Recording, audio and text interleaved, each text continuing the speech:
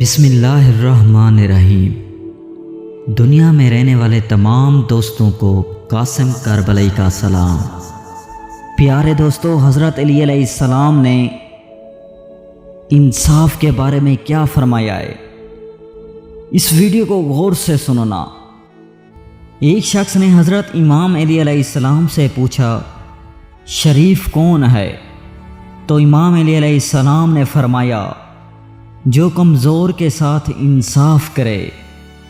حضرت علی علیہ السلام فرماتے ہیں، اپنے لیے ایسی حالت اختیار کرو جس میں بھلے ہی تم مغلوب رہو مگر منصف رہو، ایسی صورتحال نہ اختیار کرنا جس میں تم غالب رہو۔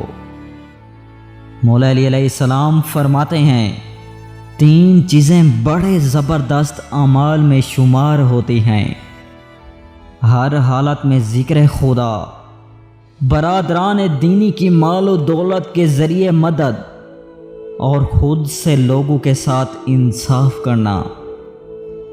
انصاف اختلاف کو رفع کر کے آپس میں الفت پیدا کر دیتا ہے۔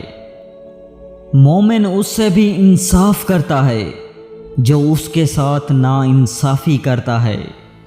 انصاف محبت کو دوام بخش دیتا ہے۔ انصاف اشراف کا شیوا ہے۔ برترین ایمان انسان کا خود اپنے آپ سے انصاف کرنا ہے۔ عظیم ترین صلہ انصاف کا صلہ ہے۔ سب سے بڑا منصف وہ ہے جو اپنے ساتھ بغیر کسی حاکم کے انصاف سے پیش آئے۔ عادل ترین شخص وہ ہے جو قوت کے باوجود انصاف سے کام لے، اور حلیم ترین شخص وہ ہے جو قدرت ہوتے ہوئے بھی بردباری کا ثبوت دے۔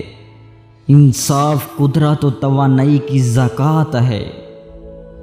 تمام لوگوں کے ساتھ انصاف اور مومنین کے ساتھ ایثار سے پیش آؤ۔